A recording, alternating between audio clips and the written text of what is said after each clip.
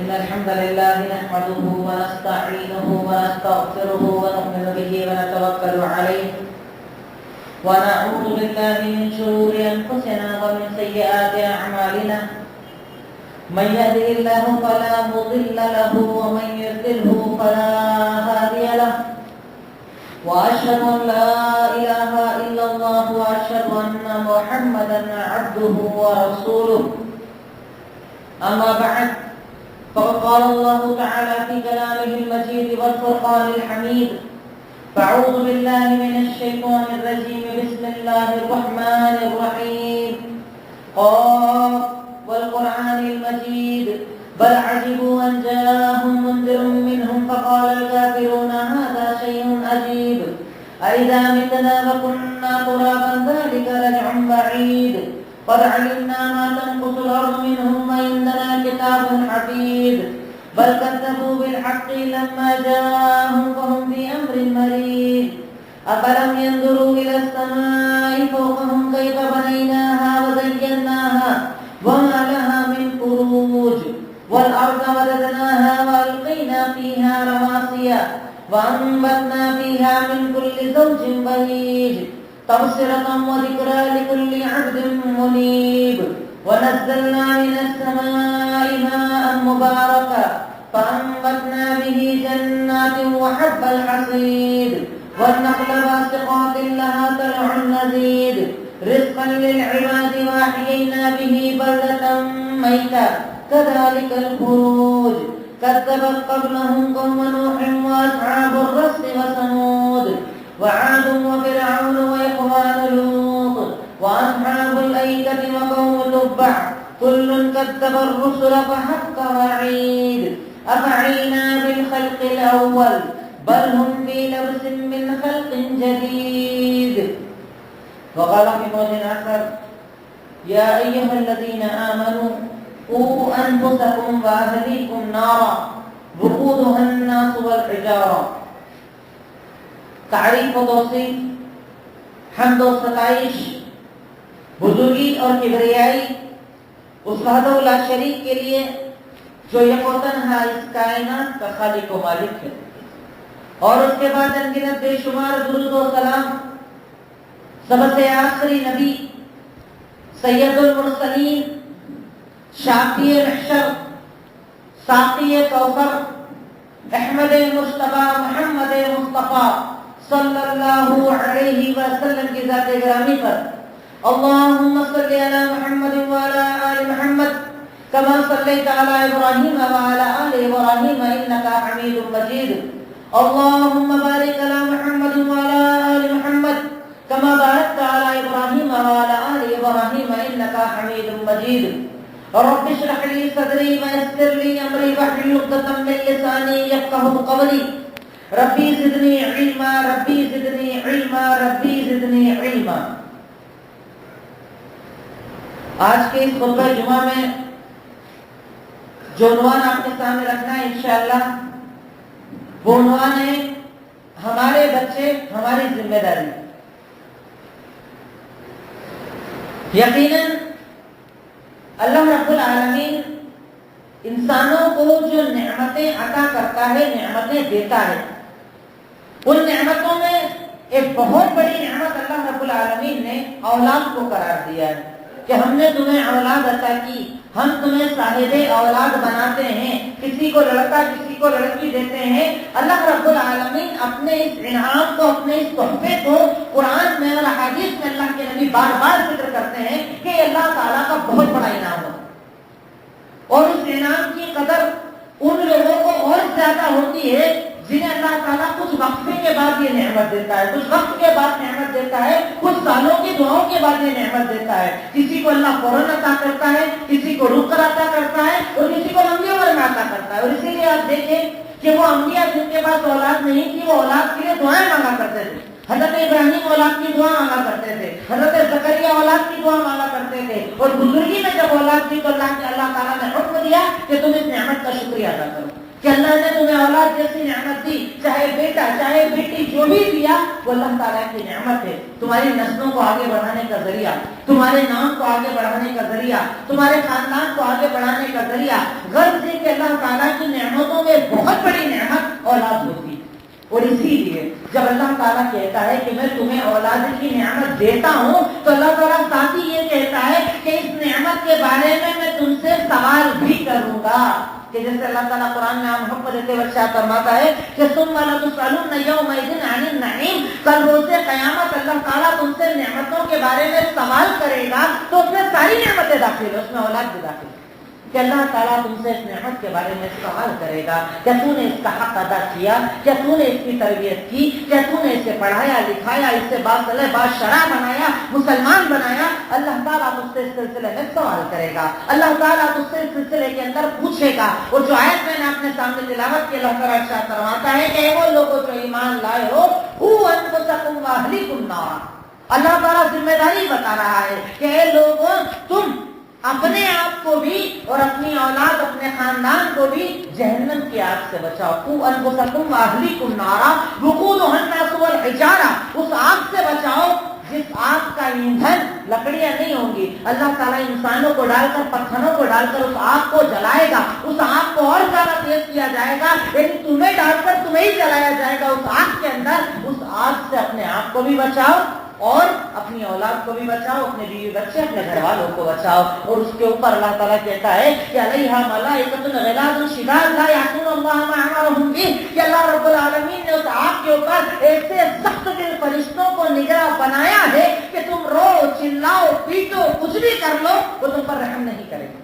اللہ کہہ دے گا کہ ڈال دو تو ڈال دیں گے، اللہ کہہ دے گا جلا دو تو جلائیں گے، اس عذاب سے تم بچ نہیں سکتے۔ اس لیے فرشتوں کے رحم پر مت جاؤ، اللہ کے رحم پر جاؤ، وہ سن کر انسنا کر دیں گے، وہ شدید ہوں گے، سخت دل ہوں گے، تمہاری کسی بات پر دھیان نہیں دیں گے۔ اس لیے اللہ تعالیٰ کہتا ہے کہ تم خود محنت کرو، محنت کرو، اپنے آپ کو اور اپنی اولاد کو جہنم کی آگ سے بچاؤ۔ اور اسی لیے اللہ کے نبی صلی اللہ علیہ وسلم نے حدیث کے اندر ارشاد فرمایا کہ الا کلکم راع وکلکم مسئول عن رعیتہ، تم میں سے ہر ایک نگہبان ہے، ہر ایک ذمہ دار ہے، اور ہر ایک سے اللہ تعالیٰ اس کی ذمہ داری کے بارے میں سوال کرے گا۔ یہاں تک کہ کہا کہ مرد سے سوال ہوگا اولاد اور بیوی بچوں کے بارے میں، عورت سے سوال ہوگا شوہر کے مال اور اس کی اولاد کے بارے میں، ہر ایک سے سوال ہوگا۔ اور اللہ تعالیٰ کہتا ہے جب تک کہ میں سوال نہ کر لوں اور تم جواب نہ دے دو، قیامت کے دن میرے سامنے سے ہٹ نہیں پاؤ گے۔ سچ بولنا ہوگا، جواب دینا ہوگا، اس کے بنا تم اللہ کے سامنے سے ہٹ نہیں سکتے۔ تو یہ ہوئی بنیادی چیز۔ اولاد اللہ کی نعمت ہے، اللہ نے نعمت دی تو اس کا شکریہ ادا کرنا لازم ہے۔ شکریہ ادا کرنے کا طریقہ یہ ہے کہ اس کی ذمہ داری کو سمجھو، اس کی اہمیت کو سمجھو۔ اولاد جو اللہ نے تمہیں ویسے ہی ڈائریکٹ شادی ہوا 9 مہینے 10 مہینے میں دے دی، اس کی قدر کرو کہ اللہ تعالیٰ کی یہ کتنی بڑی نعمت ہے۔ اور میں نے اس عنوان کو ابھی مدرسے میں بھی ذکر کیا تھا۔ ذکر کرنے کی وجہ یہ ہے کہ ابھی گرمی کی چھٹی کا دور چل رہا ہے، وہ دور کہ آج کل ہمارے یہاں جو ایجوکیشنل سسٹم بنا ہوا ہے اس کے اندر عام طور پر یہ ہوتا ہے کہ بچہ 7-8 بجے اسکول جاتا ہے، دوپہر میں 3 بجے آتا ہے، 1 گھنٹہ رکا نہیں رکا ٹیوشن جاتا ہے، وہاں سے 6 بجے آتا ہے، 6 بجے آ کر تھک ہار کے ختم ہو جاتا ہے، تھوڑی دیر بعد سو جاتا ہے۔ یعنی پورے ہفتے میں اگر بچہ اپنے ماں باپ سے صحیح طریقے سے ملتا ہے تو صرف 1 سنڈے کے دن، اور وہ تو کئی لوگ اس میں بھی ملاقات نہیں کر پاتے اپنی مصروفیت کے اندر۔ مگر یہ گرمی کی چھٹیاں ایک موقع ہوتا ہے ماں باپ کے لیے کہ وہ اپنی اولاد کے قریب آ سکے۔ اور دیکھنا، غور کرنا کہ کئی مرتبہ بچہ عام حالت میں جو ماں باپ سے سوال نہیں کرتا وہ گرمی کی چھٹی میں سوال کرتا ہے، ممی آپ کھانا ایسے کیوں بناتے ہو، آپ یہ کیوں کرتے ہو، پاپا آفس کیوں جا رہے ہو، آپ یہ کام کیوں کرتے ہو، کیوں؟ کیونکہ پورے سال میں اسے ٹائم نہیں ملتا آپ پر غور کرنے کا، پر گرمی کی چھٹی میں وہ ٹوٹل فری ہوتا ہے، اس کے بعد کوئی کام نہیں ہوتا ہے، کوئی مصروفیات نہیں ہوتی ہے، کہیں جانا آنا نہیں ہوتا ہے۔ اس وقت کے اندر وہ اپنے ماں باپ پر غور کرتا ہے، ان کی ایکٹیویٹیز کو دیکھتا ہے، ان کے آنے جانے چلنے پھرنے بولنے کھانے پینے پر غور کرتا ہے کہ میرے ماں باپ گھر کے اندر کیا کرتے ہیں، میرے والد باہر کیا کرتے ہیں۔ ان تمام چیزوں کو بچہ خاص طور پر گرمیوں کی چھٹی میں سمر ویکیشن کے اندر زیادہ نوٹس کرتا ہے، زیادہ غور کرتا ہے۔ اس لیے میں چاہتا ہوں کہ چھٹیوں کا ہم صحیح استعمال کریں اپنے بچوں کی تربیت کے لیے، اپنے بچوں کو مسلمان بنانے کے لیے۔ ان چھٹیوں کا ہم استعمال کریں کریں, صحیح طریقے پر یوز کریں. کہ اللہ تعالیٰ نے آپ کو ایک موقع دیا ہے کہ آپ کا بیٹا, آپ کی بیٹی جو عام حالت کے اندر پڑھائی میں اتنا مشغول ہوتا تھا کہ بات کرنے کا وقت نہیں ہوتا تھا, ابھی ٹوٹل آپ کے لیے فری ہے, آپ اسے وقت دے سکتے ہیں, وہ آپ کو وقت دے سکتا ہے. تو اللہ کے لیے اس وقت کو استعمال کریں. ایک باپ ہونے کی حیثیت سے, ایک ماں ہونے کی حیثیت سے اپنی ذمہ داری کو سمجھیں. وگرنہ ایسا ہوگا کہ اگر آپ نے اس وقت پر بھی دھیان نہ دیا, اپنے بچوں کی تربیت نہ کی, کل روز قیامت یہ دنیا کی ساری مصروفیات, کاروبار, سارے پروگرام, ساری چیزیں ایک طرف, اللہ تعالیٰ جب آپ سے پوچھے گا کہ کاروبار کا سوال نہیں, تیری مصروفیت کا سوال نہیں, مجھے تیری اولاد کے بارے میں سوال کرنا, اور اگر جواب نہیں دیا اللہ کہے گا جہنم میں ڈالو. کیونکہ اللہ تعالیٰ اس نعمت کے بارے میں آپ سے اور ہم سے سوال کرنے والا ہے. اور اسی لیے شریعت مطہرہ نے, شریعت اسلام نے اولاد کے اوپر بڑی اہمیت دی, اولاد کے واقعات کو ذکر کیا, بچوں کی زندگیوں کو بتایا, بچوں کی تربیت کے طریقوں کو بتایا, پورے اسٹیپ بائی اسٹیپ طریقہ بتایا کہ کیسے اولاد کو سنبھالا جائے, کیسے اولاد کی صحیح تربیت کی جائے. کیونکہ غور کرنا, آج ہمارے بچے ٹھیک ہے 30% ایسے اسکول میں جاتے ہوں گے جہاں ان کو کہیں نہ کہیں تھوڑا بہت دینی ماحول ملتا ہوگا, پر 70% ہمارے بچے ایسے ماحول میں جاتے ہیں جہاں کوئی دین نہیں ہوتا, بلکہ وہاں پر تو ان کے ذہنوں سے کھیلا جاتا ہے. تمہارے گھر کے اندر تو بہت بھروسہ ہی نہیں ہے تمہارے اوپر کہ تمہارے پاپا تم کو اسکارف پہنا کر بیچتے ہیں, برقع پہنا کر بیچتے ہیں. لڑکے سے کہا جاتا ہے تیرے پاپا کو اس کا بھروسہ ہی نہیں ہے, تجھے پارٹی میں نہیں بھیجتے ہیں. ان کے ذہنوں سے باقاعدہ پلاننگ کر کے کھیلا جاتا ہے. ان کو غیروں کے رسم و رواج, غیروں کے طریقے, غیروں کے مذہب, غیروں کی عبادتیں اتنے اچھے ڈھنگ سے سکھائی جاتی ہے کہ انہیں جب کمپیئر کرتے ہیں, چونکہ اپنا دین تو ہم نے کبھی دیا ہی نہیں, تو ان کی نظر میں وہ زیادہ بہتر ہوتا ہے. اور یہی وہ اولادیں ہیں, تھوڑا وقت چلنے کے بعد جو آج آپ اور ہم واقعات سنتے ہیں, خزرانہ کی واقعات ہے کہ کئی مسلم بچیاں غیر مسلموں سے نکاح کر چکی ہے, کئی مسلمان لڑکے غیر مسلم لڑکیوں سے نکاح کر چکے ہیں, کیونکہ انہیں پتہ ہی نہیں اسلام کیا ہے, انہیں پتہ ہی نہیں توحید کی اہمیت کیا ہے, انہیں پتہ ہی نہیں کہ عقیدہ کیا ہے, اسلام کیا ہے, منہج کیا ہے, طریقہ کیا ہے. اللہ تعالیٰ نے اسلام کے نام پر مجھے کون سی نعمت دی ہے, تو کیا سوال اس سے ہی ہوگا, سوال آپ سے بھی ہوگا. اگر آپ باپ ہو, اگر آپ ماں ہو, اور آپ نے وقت پر صحیح استعمال نہیں کیا, تو اللہ تعالیٰ آپ سے سوال کرے گا. ہمارے یہاں کیا ہوتا ہے, 2 طریقے کے لوگ ہیں, 3 طریقے کے اگر میں قاعدے سے کہوں. ایک بالکل بے فکر, جنہیں کوئی فرق نہیں پڑتا.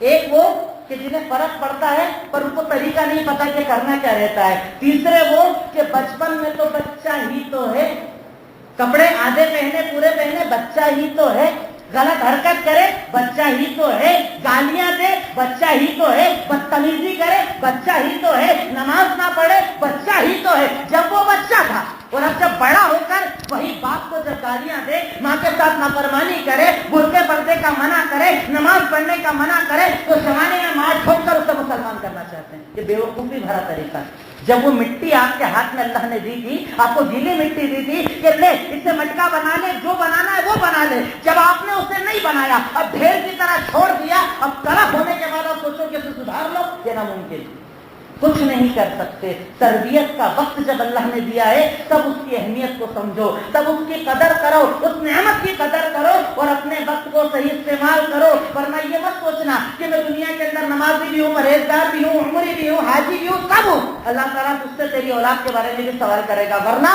تیری ساری عبادتیں ایک طرف, اگر تیری نسلیں برباد ہو گئی تیری کسی وجہ سے, تیرے نہ دیکھنے کی وجہ سے, اگنور کرنے کی وجہ سے, تو اللہ تعالیٰ کا عذاب تجھ پر آئے گا. اللہ تعالیٰ تجھ سے سوال کرے گا, اللہ تعالیٰ تجھ سے پوچھے گا. اور آج ہمارے معاشرے کے یہ حالات عام ہوتے چلے جا رہے ہیں کہ ہماری بچی غیر مسلموں کے ساتھ, ہمارا بچہ غیر مسلموں کے ساتھ, وہ کفر کو اسلام سے زیادہ پسند کرتا ہے, اسے کفر کے اندر خوبصورتی نظر آتی ہے, اسے کفر کے اندر کشش اٹریکشن نظر آتا ہے. کیوں؟ کیونکہ اسلام کا اٹریکشن اس کے دل کے اندر ماں باپ نے ڈالا نہیں, اسلام کی محبت اس کے دل میں ڈالی نہیں. اسلام کیا ہے, یہ مذہب کتنا پاکیزہ ہے, اس مذہب کے اندر کتنی اچھائیاں ہیں, اس مذہب کے اندر برائیوں سے کیسے روکا گیا ہے, اس مذہب کے نبی کون تھے, ان کی تعلیمات کیا تھی. جب بچوں کے دلوں میں آپ نے یہ نہیں ڈالا تو انہیں جو اچھا لگا اسے انہوں نے اپنا لیا. انہیں لگا یہاں اٹریکشن وہ اپنا لیا, وہاں اٹریکشن وہ اپنا لیا. اسی لیے ہمارے کئی بھائی راکھی بنوانے کے لیے جاتے ہیں, ہماری کئی بہنیں راکھی باندھنے کے لیے جاتے ہیں، دیوالی، ارے روکنے والے تو بیوقوف ہے، سب اچھا ہے، سب کرنا چاہیے، کیوں؟ کیونکہ ماں باپ نے کبھی ان پر دھیان نہیں دیا، ماں باپ نے انہیں کبھی سمجھایا نہیں کہ تمہارا مذہب کیا ہے۔ ہاں، ان کو کبھی آپ کہیں کہ چلو آج نماز پڑھنے، وہ کبھی جمعہ پڑھنے آپ کے ساتھ نہیں آئے ہوں گے، پر آپ نے ان کے سارے تہوار منائے، کیوں؟ کیونکہ ان کی نظر میں ان کا مذہب سچا ہے، آپ کی اولادوں کی نظر میں وہ مذہب سچا نہیں ہے۔ آپ کے مذہب کے اندر اتنی لچک ہے کہ چاہے جہاں جھکا دو، ان کا مذہب اتنا مضبوط ہے کہ وہ کہیں جھکانے نہیں آتے، کیوں؟ کیونکہ ہم نے اپنی اولادوں پر دھیان نہیں دیا، ہم نے اپنے بچوں کی صحیح تربیت نہیں کی۔ قرآن نے تو ہمیں کھول کھول کر بتایا کہ حضرت لقمان نے جب اپنے بیٹے کی تربیت کرنا شروع کی تو سب سے پہلے اسے کہا تھا کہ یا بنیا لا تشرک باللہ ان الشرک لظلم عظیم، اے میرے بچے کبھی شرک نہ کرنا، کیونکہ شرک کرنا سب سے بڑا ظلم ہے۔ اے میرے بیٹے شرک سے دور رہنا، یعنی بچپن سے جب بچہ چھوٹا ہے، 3 سال کی عمر کا ہے، تو اگر ایک اور ایپل اسکول میں سکھایا تو باپ اور ماں کی ذمہ داری کی اسے بتاؤ کہ بیٹا ایک اور ایپل تو ہے، پر ایپل کو اگانے والا اللہ ہے، اگر اللہ نہ اگائے تو روک نہیں سکتا۔ ایک اور ایپل تو ہے پر اسے خریدنے کی طاقت دینے والا اللہ ہے، اگر اللہ تیرے باپ کی روزی میں برکت نہ ڈالے تو تیرا باپ طاقت نہیں رکھتا کہ تجھے لا کر کھلائے۔ ایک اور ایپل تو نے پڑھ لیا، پر اس ایپل کے پیچھے کا پورا ماجرا میں تجھے سکھاؤں گا، تیری ماں تجھے سکھائے گی۔ یہ باپ کی ذمہ داری کہ بچپن سے اس کے سینے کے اندر توحید کو ڈالا جائے، اور خاص طور پر یہ گرمی کی چھٹیاں پورا فری ٹائم اس کو یوز کیجیے کہ انہیں قدرت کی نشانیاں بتائیے کہ بیٹا جس لیول کا ہو، جس کلاس کے اندر پڑھتا ہو اس لیول پر آپ اسے پڑھائیے۔ کہ آج کل تو ہمارے بچے KG فرسٹ سے EVS کی بکس پڑھتے ہیں، KG فرسٹ میں سوشل سائنس کا سبجیکٹ شروع ہو جاتا ہے جن پر انوائرمنٹ اسٹڈیز، انہیں یہ بتایا جاتا ہے آسمان کے بارے میں، زمین کے بارے میں، پانی کس کس طرح کا ہوتا ہے، پہاڑ کیسے بنتا ہے، یہ کیسے ہوتا ہے، وہ کیسے ہوتا ہے۔ آپ اس کی اسٹڈی کو ہی اسلامی بھی بنا سکتے ہیں۔ کیسے؟ آپ اسے سمجھائیں کہ بیٹا دیکھو آپ نے سائنس میں پڑھا کہ پتا کیسے اگتا ہے، زمین کے اندر جب دانا ڈالا جاتا ہے وہ دانا جھاڑ کیسے بن جاتا ہے، آپ نے پڑھا کہ اس ہوا کے اندر اللہ نے آکسیجن کو بھی رکھا ہے، کاربن ڈائی آکسائڈ کو بھی رکھا ہے، پڑھا آپ نے تو سوچو وہ اللہ تعالیٰ کیسا ہوگا جس نے اس سارے سنسار کو بنایا۔ وہ اللہ کہ دانا زمین میں ڈالا جائے، دانا ڈبے میں 10 سال رہے، دانا ہی رہے گا، اور کیا وجہ ہے کہ مٹی میں گیا اور اللہ نے جھاڑ بنا دیا۔ اسے پیدا کرنے والا کون؟ اللہ۔ کہ میرے بیٹے آپ نے سائنس کے اندر پڑھا کہ اللہ تعالیٰ نے آپ کا جسم بنایا، اس کے اندر اتنی نسیں ہیں، وینس ہے، ابھی تحقیق کے اندر آیا کہ ایک انسان کے جسم میں جو نسیں ہوتی ہیں باریک باریک، اگر ان نسوں کو جوڑ لیا جائے تو پوری دنیا کو ایک بار لپیٹا جا سکتا ہے۔ ایک انسان کی نس، ایک انسان کی وینس جو باریک باریک نظر بھی نہیں آتی، اتنی باریک وینس ہے کہ اگر ایک انسان کی نسوں کو جوڑ دیا جائے تو پوری دنیا کو ایک بار لپیٹا جا سکتا ہے۔ بیٹا اسے بنانے والا کون؟ اللہ۔ دیکھو ہم بورنگ سے پانی لیتے ہیں نا، 400 فٹ 500 فٹ 600 فٹ 800 فٹ چلا جائے تو بورنگ موٹر کام نہیں کرتی، پر سوچو کہ اتنی ساری نسوں کے اندر رشتے سے دل سے خود پہنچانے والا کون؟ کیا پمپ اس نے ڈالا ہے؟ کیا پمپنگ سسٹم اس نے ڈالا ہے؟ اس زبان کو طاقت دینے والا کون؟ ان آنکھوں کو آپ موبائل سے فوٹو کھینچو کتنا بھی زوم کر لو، پر اس آنکھوں میں زومنگ ڈالنے والا کون؟ اس آنکھوں میں رنگوں کی پہچان ڈالنے والا کون؟ یعنی ان کی اسٹڈیز کو آپ اسلامی بنا دیجیے، ان کی پڑھائی کو آپ اسلامی بنائیے، اور سب سے پہلے ان کے دلوں کے اندر اللہ کا تصور ڈالیے کہ وہ اللہ کون ہے، وہ خالق کون ہے، وہ مالک کون ہے۔ بیٹا اگر کوئی یہ کہے کہ یہ موبائل خود سے بن گیا، کوئی یقین نہیں کرے گا۔ بتاؤ تمہیں بتایا گیا کہ دنیا خود سے بن گئی، بتاؤ دنیا خود سے بن سکتی ہے؟ بیٹا کہے گا نہیں، اس کا کوئی بنانے والا ہے۔ اچھا اگر 2 لوگ بنائیں تو اتنی پرفیکٹ بن سکتی؟ کہا نہیں، ایک بنانے والا ہے، وہ ایک بنانے والا کون؟ اللہ رب العالمین۔ وہ خالق ہے، وہ مالک ہے، اس کی طاقت ہے آسمانوں میں، اس کی طاقت ہے زمینوں میں، اس کی طاقت ہے پہاڑوں میں، اس کی طاقت ہے تیرے جسم کے اندر۔ ان چیزوں کے ذریعے بچوں کے ذہن میں ڈالیے کہ اللہ ایک ہے، اور جب وہ ایک ہے وہی سب بنانے والا ہے تو دعا کس سے مانگے؟ اس سے۔ جھکے کس کے آگے؟ اس کے۔ کاروبار کون دے گا؟ وہ۔ اولاد کون دے گا؟ وہ۔ اس ذریعے سے بچے کے ذہن کے اندر اتریے کہ آج غیر، آج وہ لوگ جو آپ کے دشمن ہیں نیا اپنا نصاب بنا کر، پورا اپنا سسٹم اکیڈمک بنا کر آپ کے بچوں کے ذہنوں سے کتابوں کے ذریعے کھیل رہے ہیں، تو کہ ہم چھوڑ دیں، ہم اپنے لیول پر کام کریں، ہم اپنے گھروں کے اندر تربیت کا ماحول بنائیں۔ اور اس کے لیے بہترین طریقہ ہے گھر کے اندر درس قرآن اور درس حدیث کرنا۔ نہیں وہ تو مولوی صاحب کرتے ہیں مسجد میں، تو کیا مسجد میں آپ کا بچہ آتا ہے؟ مجھے آتا ہی نہیں ہے۔ ہندی آتی ہے؟ پڑھنا آتی ہے؟ بولنا تو آتی ہے، آپ سمجھتے تو ہو، جو زبان آپ جانتے ہو، ایک باپ اور ایک ماں، ایسا نہیں صرف ماں باپ کی بھی ذمہ داری ہے کہ گھر کے اندر کم سے کم چھٹی کے دنوں کے اندر شام کو سارے کام سے آپ مصروفیت سے فری ہو گئے، قرآن نکالیے، بچوں کو بیٹھا لیجیے، گھر والوں کو بیٹھا لیجیے، ہم آدھا پیج قرآن پڑھیں گے۔ آپ نے پڑھنا شروع کیا، الحمدللہ رب العالمین، ہندی میں ترجمہ کیجیے، تمام تعریف اس اللہ کے لیے جو سارے عالموں کا رب ہے، وہ رحمان وہ رحیم ہے۔ بیٹا دیکھو اللہ کے بارے میں کیا کہا جا رہا ہے، یعنی کم سے کم اس 1.5-2 مہینے کے اندر اس کے سینے کے اندر قرآن کی، حدیث کی، اسلام کی اتنی محبت ڈال دو کہ بعد کے 11 مہینے میں جب اس سے کوئی کھیلنے آئے گا اسلام کے نام پر تو وہ کہے گا میں میرے مذہب کو جانتا ہوں، میرا مذہب سچا ہے، تو مجھ سے مت کھیل، میرے ذہن سے مت کھیل، میں جانتا ہوں کہ میرے مذہب نے مجھے جو دیا ہے وہ اچھا دیا ہے، بہتر دیا ہے۔ یہ ایک ماں باپ کی ذمہ داری ہے۔ دوسرا ایک بنیادی اسٹیج یہ آتا ہے کہ ماں باپ اس میدان میں خود اپنی بھی تربیت کریں۔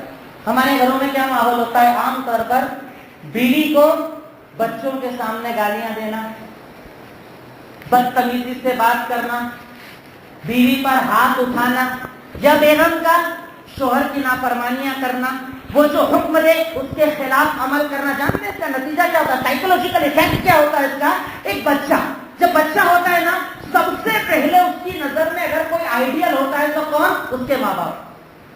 میرے پاپا، مائی ڈیڈ، میرے پاپا سب سے بیسٹ ہے دنیا کے اندر۔ آپ نے سنا ہوگا، آپ کے بچوں نے بھی آپ کو کہا ہوگا، بچہ جب چھوٹا ہوتا ہے میرے پاپا سب سے اچھے، میری ممی سب سے اچھی۔ کیوں؟ جب تک کہ انہوں نے کسی اور کو دیکھا نہیں ہوتا، کہیں اور کمپیریزن نہیں ہوتا ہے۔ لیکن جب یہ بچہ بڑا ہونا شروع ہوتا ہے، وہ دیکھتا ہے کہ میرا باپ دن بھر گالیاں بکتا ہے، ماں کو مارتا ہے، ماں کو پیٹتا ہے، تو وہ کیا کرتا ہے؟ دیکھیے اس کی فطرت میں ہے کہ ایک آئیڈیل تو اس کو کوئی چاہیے، یعنی ایک تو چاہیے جس کو وہ دیکھ کر پسند کرے، ایک تو کوئی چاہیے۔ اب جب وہ دیکھتا ہے کہ میری ماں بھی بدزبان، میرا باپ بھی بدزبان، تو وہ کیا کرتا ہے؟ باہر اپنے دوستوں کے ماں باپ میں آئیڈیل تلاش کرتا ہے۔ اب اسے ایک ملا کہ اس کا فرینڈ ہے، گھر سے وہ کسی مذہب کا ماننے والا ہے، اس کی ممی تمیز والی، اس کا باپ تمیز والا، تو وہ انہیں آئیڈیل مان لیتا ہے، اور وہ آنٹی اور انکل پھر اسے جو سکھاتے ہیں اسے وہ اپنی دنیا مان لیتا ہے۔